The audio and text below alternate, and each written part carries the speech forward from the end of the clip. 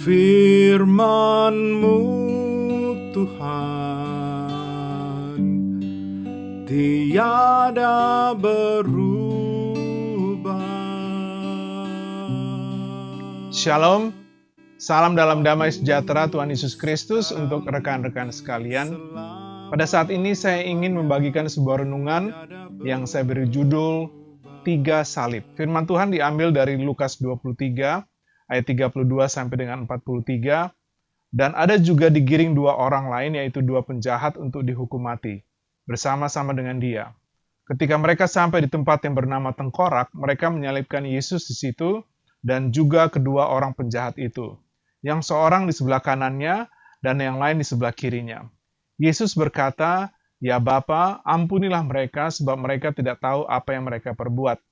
Dan mereka membuang undi untuk membagi pakaiannya. Orang banyak berdiri di situ dan melihat semuanya. Pemimpin-pemimpin mengejek dia, katanya orang lain ia selamatkan, biarlah sekarang ia menyelamatkan dirinya sendiri. Jika ia adalah Mesias, orang yang dipilih Allah.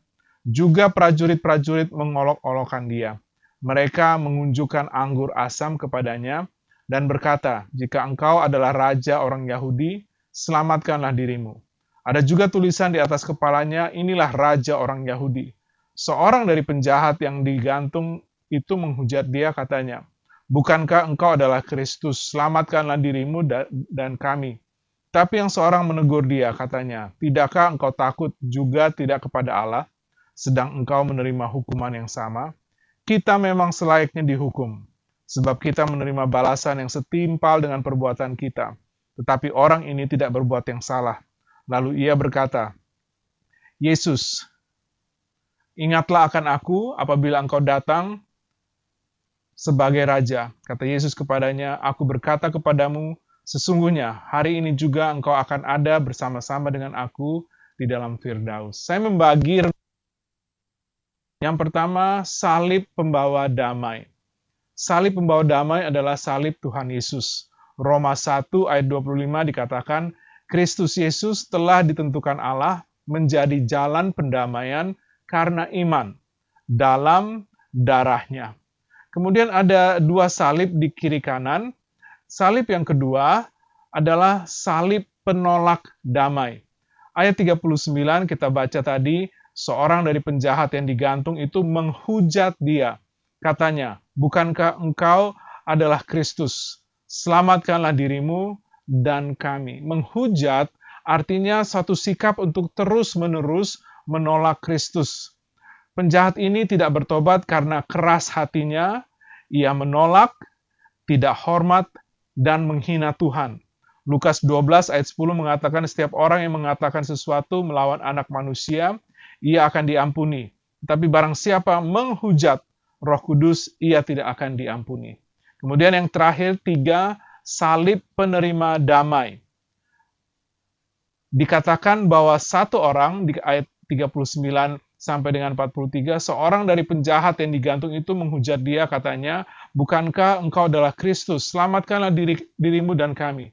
Tetapi yang seorang menegur dia, katanya, "Tidakkah engkau takut juga tidak kepada Allah, sebab engkau menerima hukuman yang sama? Kita memang selayaknya dihukum, sebab kita menerima balasan yang setimpal dengan perbuatan kita." Tetapi orang ini tidak berbuat sesuatu yang salah.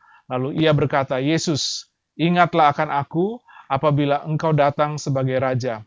Kata Yesus kepadanya, "Aku berkata kepadamu, sesungguhnya hari ini juga engkau akan ada bersama-sama aku di dalam Firdaus." Kalau Tuhan Yesus berada di tengah salib yang membawa damai, kemudian yang menolak salib menolak damai, maka yang menerima salib adalah penjahat yang bertobat. Kita dapat melihat ada pertobatan karena ada perubahan. Yang tadinya ia menghujat, ia membela. Kemudian ada pembelaan. Dikatakan pada ayat 40-41, "Tetapi yang seorang menegur dia, tidakkah engkau takut jika tidak kepada Allah, sedang engkau menerima hukuman yang sama? Kita selayaknya dihukum, sebab kita menerima balasan yang setimpal dengan perbuatan kita." Tetapi orang ini tidak berbuat yang salah. Kemudian ada pengakuan, yang seperti saya bacakan, orang ini tidak berbuat salah sementara kita layak dihukum karena kesalahan. pertobatan yang terjadi kepada penjahat yang bertobat karena ia percaya. Dan ia percaya, seperti Roma 10 ayat 17, iman timbul dari pendengaran, dan pendengaran oleh firman Kristus. Apa yang dikatakan oleh Tuhan Yesus sehingga membuat ia berubah? Di ayat 34 dikatakan, "Ya Bapa, ampunilah mereka, sebab mereka tidak tahu apa yang mereka perbuat." Kemudian ia juga menaikkan permohonan. Dikatakan, "Yesus, ingatlah akan aku."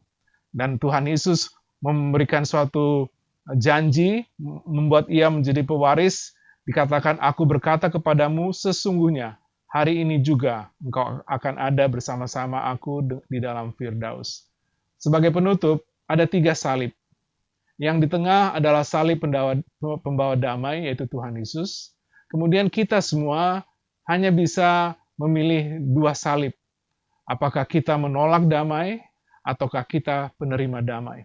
Kiranya pemberitaan firman Tuhan dan penerapannya boleh menguatkan kita semua. Haleluya. Amin.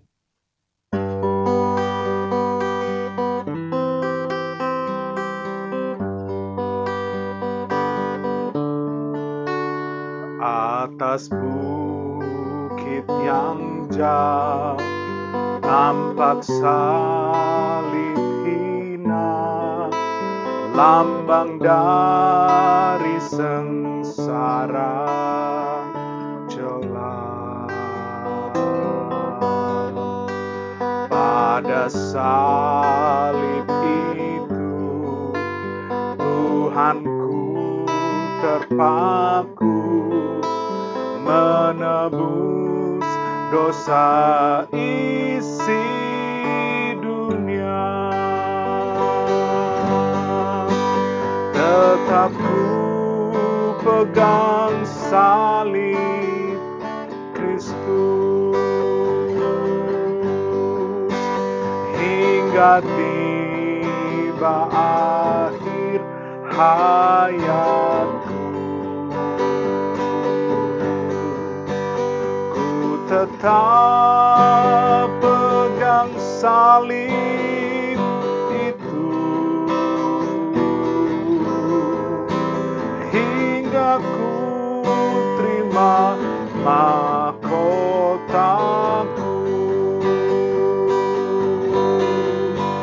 Tetap ku pegang salib Kristus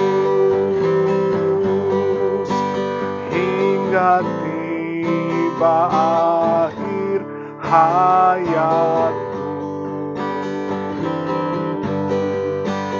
Tetap ku pegang salib itu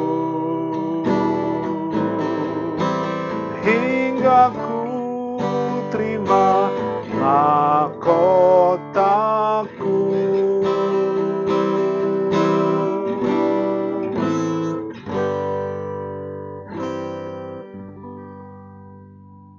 Firman-Mu Tuhan tiada berubah.